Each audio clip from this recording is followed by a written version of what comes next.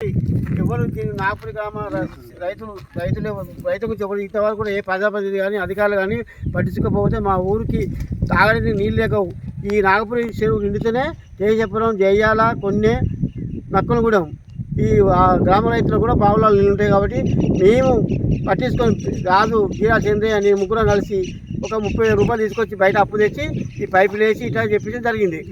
అయినా ఇప్పటివరకు కూడా ప్రజాప్రతినిధులకు ఈ కనాలి ఇది పనికాల పథకం, కరువు పనికాల పథకం పెట్టమని కూడా పెడతారు. ఈ చేసినా కూడా కాలువ సాగు చేయమని పీరాష్ట్రానికి ఎన్నిసార్లు చెప్పినా దీని గురించి పట్టించుకుంటారు. కాబట్టి మీ ద్వారా కలెక్టర్ మాకు కోరుకునేది ఏంటంటే ప్రతి సంవత్సరం ఈ కాలువ ఒక 50 లక్షల రూపాయలు శాంక్షన్ చేసి ఒక మోరీలాగా పెద్ద డైనీలాగా కడితే మా చెర్ల నీళ్ళు ఎప్పటికి వస్తాయి. మాకు ఈ లోటే ఉండదు. మీ ద్వారా కలెక్టర్ మాకు వేడుకుంటున్నాం. నాగపురి గ్రామ పెద్ద చెరువు గురించి అధికారులు కానీ ప్రజాప్రతినిధులు కానీ ఈ 10 సంవత్సరాల పాలనలో కూడా ఎలాంటి చెరువుకు నీటి వనరులు కల్పించడం విఫలమైనరు.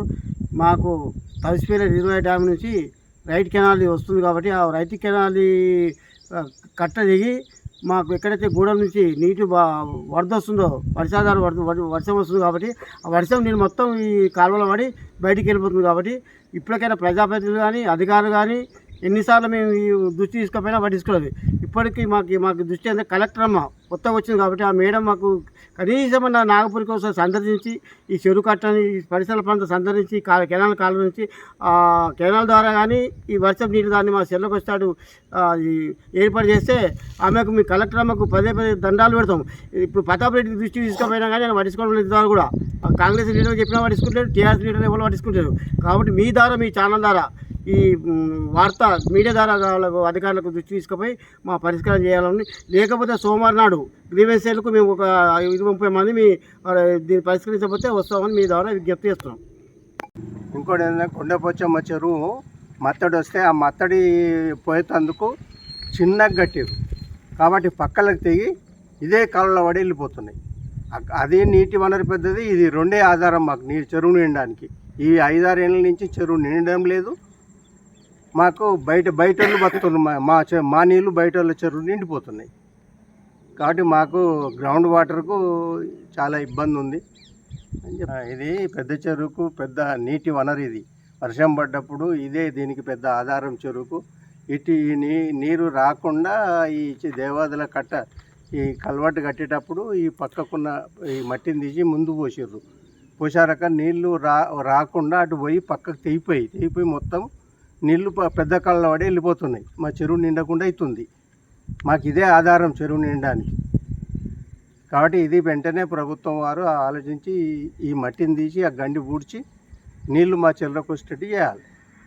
ముఖ్యంగా నాగపురి చెరువు నీళ్లు రావడం కోసం దేవాదుల కాలువ ఎప్పుడైతే తీసిర్రో కాలువ తీసి నుంచి చెర్లకు నీళ్ళు రావడం అనేది జరుగుతలేదు.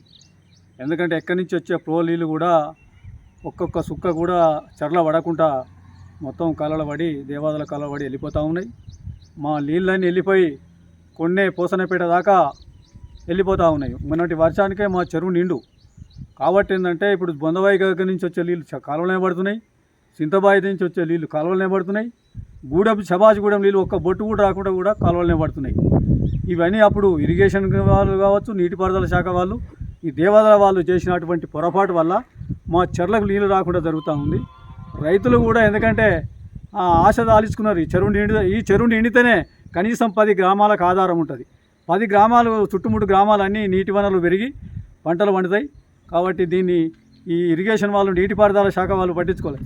మేము ఇంతకుముందు గతంలో కూడా ఎంపీపీని తీసుకొచ్చి ఈ కాలువను చూపించిన నీళ్లు కనీసం అయినా ఒక 2 పిల్లర్లు వేసి ఈ నీళ్లు పొలంలో పడేటట్టు చేసి కల్వర్ట్ పోసి నీళ్లు పడాలని చెప్పి ఒక 2-3 కల్వర్ట్లు చూపిస్తే ఆ ఇరిగేషన్ వాళ్ళతో ఎంబడి పడి పార్టీ పెడితే చేయాలని ఎంపీపీకి కూడా చెప్పినాం.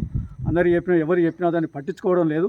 కాబట్టి ఏంటంటే ఈ చెరువు ఆధారం ఏంటంటే చెరువులో నీళ్ళు ఉంటే కుండలో అన్నం ఉంటే తల్లి పిడికెడు అన్నం పెడుతుంది. కుండలోనే నీళ్ళు లేకుండా చేసిరు ఈ పాలకు చేసిన పాపానికి ప్రజలు అనుభవిస్తూ ఉన్నారు.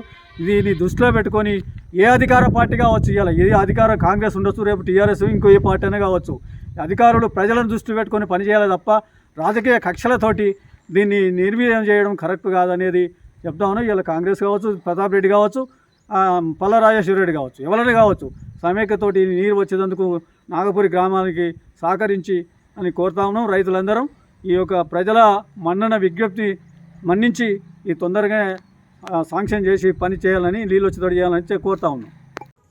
అతి తక్కువ సమయంలో మీ వ్యాపార సామ్రాజ్యాన్ని పెంచుకోవాలనుకుంటున్నారా? తక్కువ ఖర్చుతో ఎక్కువ పబ్లిసిటీ చేయాలనుకుంటున్నారా? అయితే ఇంకెందుకు ఆలస్యం? మీ జేఎన్టీవీ తెలంగాణ ఛానల్లో అతి తక్కువ ఖర్చుతో ప్రకటనలు ఇవ్వండి. అత్యధిక లాభాలను సాధించుకోండి. వ్యాపార, వాణిజ్య, పాఠశాలలు, వైద్యశాలలు, హోటళ్లు, వస్త్ర దుకాణాలు, అన్ని రకాల వ్యాపార ప్రకటనల కొరకు సంప్రదించండి. మా ఫోన్ నంబర్స్ 8558280881 9247896607.